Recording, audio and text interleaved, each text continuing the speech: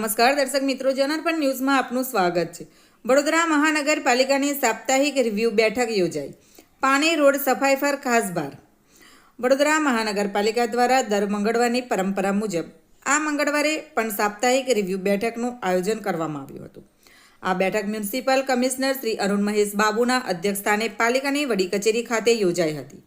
આ બેઠકમાં પાલિકાના તમામ બોર્ડના અધિકારીઓ, તમામ ઝોનના અધિકારીઓ, ડેપ્યુટી કમિશનરો, કાર્યપાલ એન્જિનિયરો તેમજ એએમસી સહિતના ઉચ્ચ અધિકારીઓ ઉપસ્થિત રહ્યા હતા. બેઠક દરમિયાન શહેરના વિવિધ વિસ્તારોમાં ચાલી રહેલા વિકાસના કામો અને નાગરિકોને લગતી પ્રાથમિક સુવિધાઓની વિગતવાર સમીક્ષા કરવામાં આવી હતી. ખાસ કરીને પાણી પુરવઠો, રોડ રસ્તાની હાલત અને સફાઈ વ્યવસ્થા અંગે વિશેષ ભાર મૂકવામાં આવ્યો હતો.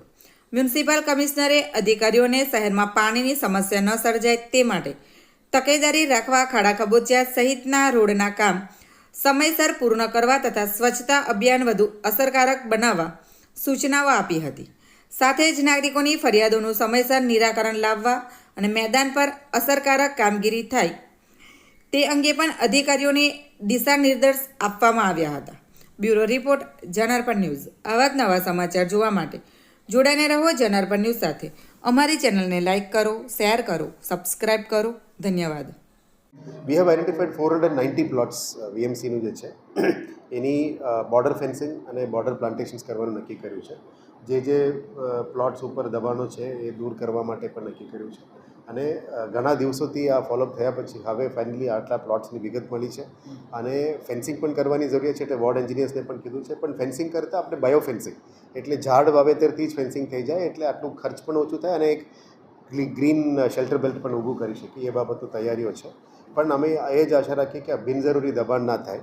આપણે જીઓ ફેન્સિંગ કેમેરામાંથી પણ અમુક ડેટા મળી છે, અમુક ફિઝિકલ ફોટોગ્રાફથી પણ મળી છે. બટ આવર એન્ટાયર ઓબ્જેક્ટિવ જે છે વીએમસીની જે પણ પ્લોટ છે એ સચવી જાય અને ફ્યુચર પ્રોજેક્ટ્સ માટે અમે કામગીરી કરી શકાય.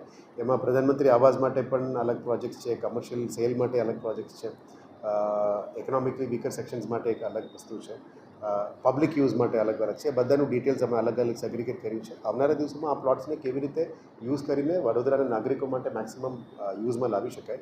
પાર્કિંગ પણ આવવાના છે, એટલે આ બધાની ઉપર અમે કામગીરી કરીશું. સ્ટ્રીટ વેન્ડિંગ પણ આજે અમે ઝોન્સ ક્રિએટ કરીશું.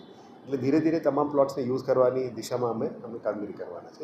જેમાં દબાણ છે એ આવનારા દિવસોમાં ધીરે ધીરે દૂર કરીને એને રેગ્યુલરાઇઝ કરીશું.